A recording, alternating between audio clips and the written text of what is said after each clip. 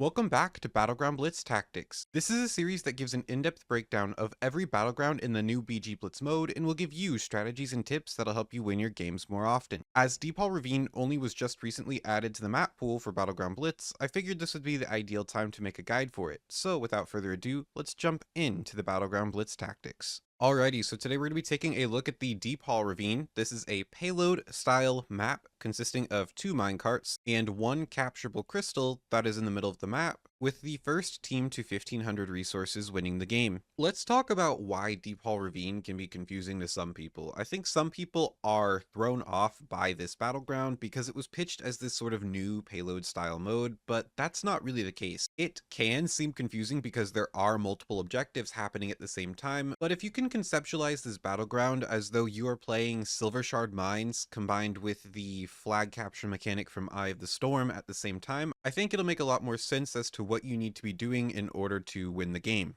So going over the changes for Battleground Blitz compared to the normal Deephaul Ravine is that the residuals, which are the points that you obtain while the cart moves along the track, alongside the value of capturing the crystal, those values have been buffed. However, the actual value for redeeming the cart once it goes along the end of the track and captures for a faction, that value remains the same. So going over the mechanics of this battleground is that the game begins with 1 minecart already tagged for each faction alongside the crystal spawning in the middle, so both teams will be getting resources right off the bat. Additionally, there are 4 miniature minecarts on each side of the map, which allows teams to zip across. I know it can seem like a larger battleground, so they decided to put this sort of zipline mechanic in. If you're somebody who is a more aggressive player and wants to immediately cross the map, infiltrate the backline, we'll talk a little bit more about that later. And when it comes to the minecarts and their specific rules, is that they function identically to how the minecarts work on Silver Shard Mines. If you've seen my guide on Silver Shard Mines where I go over all the tips and tricks for minecarts,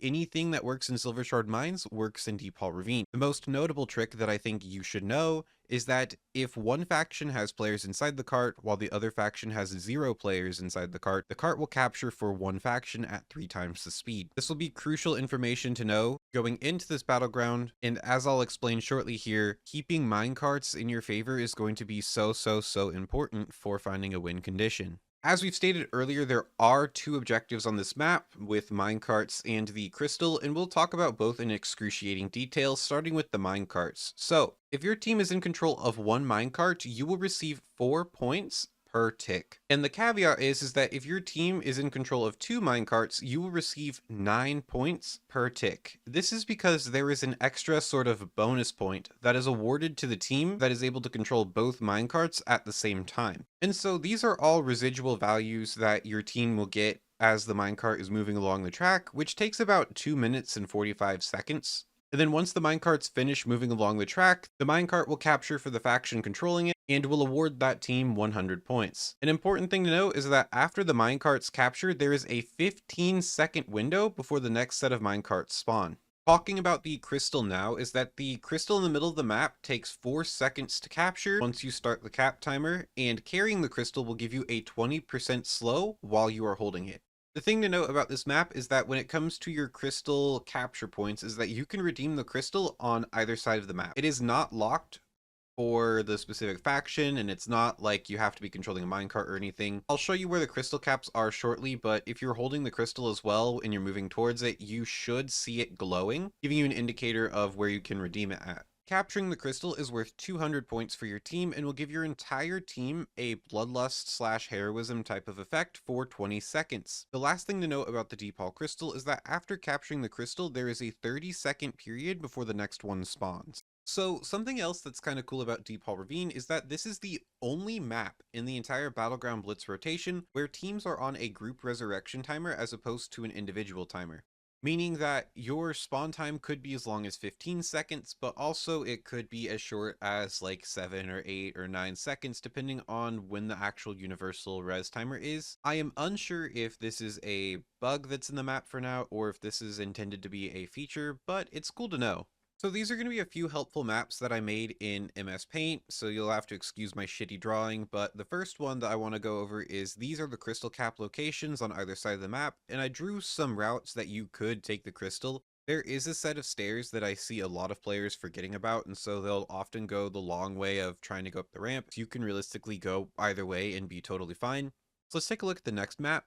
These are the power-up locations throughout the map. Despite Deephaul Ravine's size, there surprisingly are not a whole lot of buffs. It's not like Battle for Gilneas where there's just buffs everywhere. So I'll do a quick breakdown because I forgot to put in a map key, but these green X's right here are going to be your restoration leaves. These will restore health and mana and are going to be very good for your healers. These red X's right here are going to be the berserking buffs, which will increase your damage done, but will also increase your damage taken. And then these little pink X's over here, I believe are the rune of frequency, which has to do with like increasing the rate of which your cooldowns come back up. Then the final map I've got for y'all is to illustrate that there actually are 2 graveyards for both factions. I am currently, as of making this guide, unsure as to where the breakpoint is, as to what determines which graveyard you spawn at, but I wanted to include where the locations were at in this guide. So now that we're familiar with what this battleground is, what the objectives are, how many points everything's worth, where the power-ups are, all that good stuff, let's talk about winning Deephaul Ravine itself. So the best strategy for you will vary depending on what your team composition is, because there are multiple win conditions in this battleground. The objectives are going to be pretty role agnostic. If you've seen any of my previous guides, you'll know that I do these like role breakdowns as to what you should be doing, but for this battleground, we're going to pass on that because everybody should be participating in these objectives. The way that I have broken down the strategy, at least for this map, is that I think you should be participating in the objectives in the form of a priority system rather than just going with a set strategy, because there are multiple objectives and there are times where you should swap your focus between one and the other. So what is this priority system? Let's go over it right here. So I went ahead and made a priority system as to what you should be doing in the order that you should be doing it. This may look a little bit different depending on your team composition, but the objective that does not change is the objective at the top of the list, which is maintaining 1 minecart and spinning the crystal at the same time. So in a resource race map such as Deephaul Ravine, with there being multiple win conditions, there's going to be a lot of chaos on this map. And additionally, because you cannot be everywhere all at once, both teams will be receiving points throughout this battleground, so the number one thing you should do, above all else, is protect against your lose condition. As we talked about earlier, if a team is controlling 2 minecarts at the same time, not only do they get double the residual points because they have double the carts, but they also get a bonus point for having both carts at the same time, and that adds up super fast with every single tick that passes. I had a game just yesterday where I had 2 rogues on my team along with the warlock zip across the map and take out the minecart from the enemy team. And at the end of the first minecart track, without us having picked up the crystal at all, we obtained a 700 point lead on the enemy team just from that bonus point alone. And this is why it's so important to maintain at least one of your minecarts. Additionally, you're going to be trying to block the enemy from getting the crystal for as long as you can, because that crystal not only is worth 200 points, which is absolutely massive when you only need 1500 to win, but will also give the entire enemy team the bloodlust effect, which is increased haste and movement speed, and that more often than not will turn the tide in a team fight, which can lead to one team snowballing out of control and winning the game.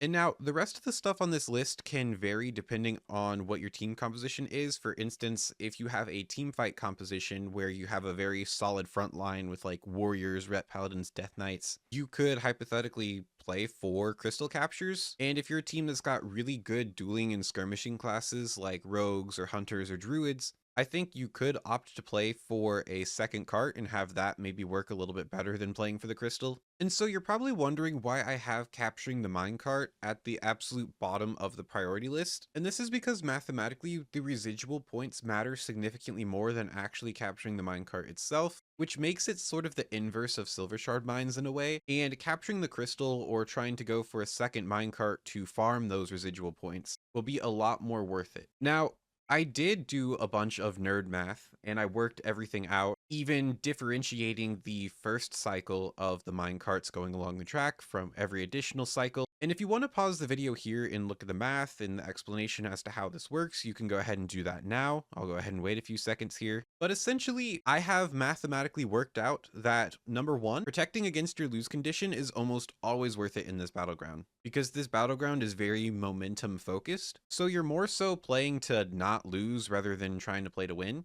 The second takeaway, which I've already said, is that residuals are just going to be significantly more important in Battleground Blitz than they are if you were to play this map in the normal random BG mode. And again, as we've discussed earlier, is that residuals from minecarts will net more points than actually capping the minecarts themselves. And then going back to this priority system, I did put capturing the crystal above attempting a second minecart, because even though like point for point wise, you would probably get more points from capturing a second minecart, is that the heroism buff that your entire team gets from capturing the crystal can be enough to swing a team fight in your favor.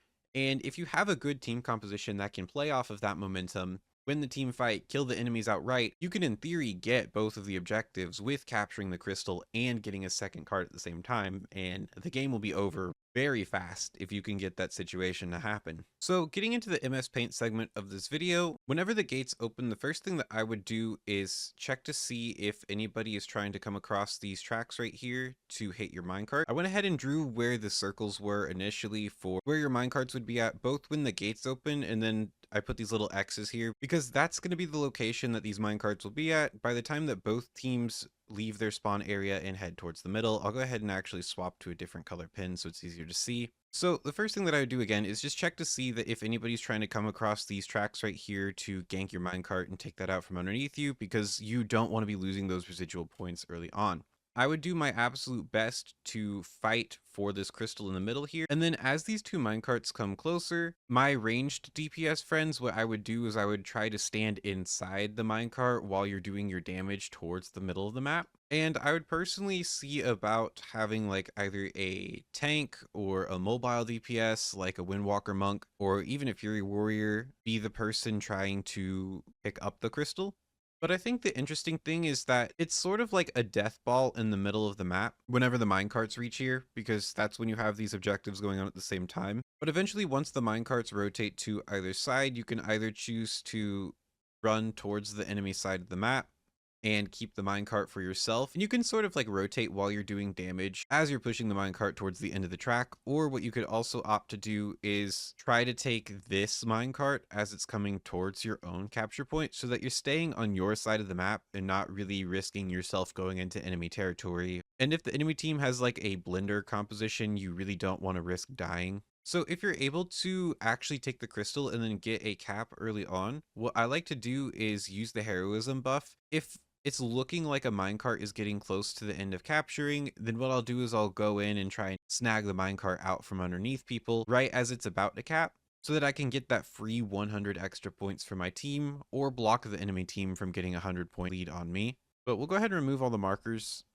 So if I'm trying to play for crystal captures as my win condition, I would send the majority of my people out to the crystal at the beginning, and then I'd probably leave one of my ranged DPS to sit in the cart and call an incoming if they see multiple people zipping across the zip line right here. I'm not sure as to the exact timer of the zip line, but it is long enough to where you can call an incoming and you can quickly turn around and defend the minecart. And if you are opting to play for a second minecart, you would be doing essentially the opposite. You'd be sending 3 people, a rogue, like a caster DPS, and like a healer or something, to come over here, take this zip line across the map, and then intercept the enemy cart right when it's about here, and trying your best to win that skirmish.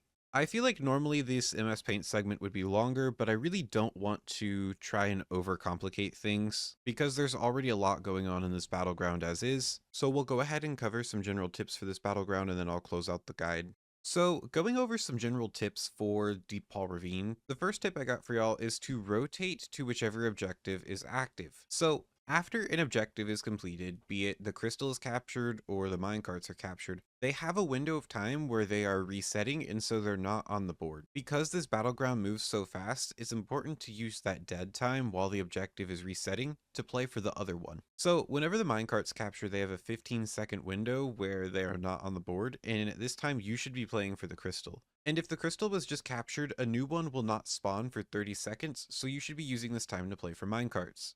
The next tip I got for y'all is that the crystal works exactly like the flag does in Eye of the Storm. So if the person carrying the crystal dies, it is dropped on the ground. It doesn't automatically go back to the middle. The enemy team can't return it or anything. But this means that any person from either team can pick up the crystal and carry it. So it's important for yourself to essentially be spam clicking if you know that the crystal carrier is about to die, regardless of if they're on your team or the enemy team. And this actually ties perfectly into my next general tip, which is that the crystal can be captured at either capture point. It is not faction specific. So if you're following the crystal carrier and you're trying to either score a kill on a crystal carrier, or if you're trying to protect your own, you could, in theory, kill the enemy crystal carrier like 10 yards next to the capture point, pick up the crystal for yourself, and only need to carry it 10 yards to secure that 200 points. And this is why, if you happen to find yourself in a situation where you are carrying the crystal, it's important that you pick whatever the safest route is, even if the safest route happens to be toward the enemy side of the map. But another cool thing about this is that, unlike Eye of the Storm, where your objective is to take the bases and then hold the flag hostage, this mechanic actually prevents teams from doing that, because you don't need to be in control of either of the minecarts to actually capture the crystal, which also goes to state that if you're carrying the crystal, don't dilly-dally, don't try to play around, do your best to get to the capture point as quick as possible. And then the last tip I got for y'all is that if you can be inside a minecart, you should. This more so happens to apply for when the minecart approaches the box area in the middle of the map, before it makes its final turn to go to its capture point. Earlier in this video, and you've heard me mention it several times on my channel, is that if one team has 0 people inside the minecart, but the other team has somebody in the minecart slider will move towards the faction with players in it at 3 times the speed. And because the residual points from the minecarts are so important on this map, if you're able to at least stand inside the minecart, even if you're outnumbered, even if the slider is pushing towards the enemy faction, you are essentially delaying the cap speed by a amount of 3 times. And every single tick that you are able to delay that cap speed is another tick that your team is getting at least 4 resources. But that'll do it for this guide on the Deephaul Ravine. If you enjoy this type of content, it would mean a lot if you could support my channel. I'm still flabbergasted at just how quickly I was able to hit 1,000 subscribers from my last video, and of course I'm very thankful to all of y'all who made that happen. So stay tuned for some sort of celebration or some sort of event in regard to that. But until next time, this is Moon, winning on the Deephaul Ravine, and signing out.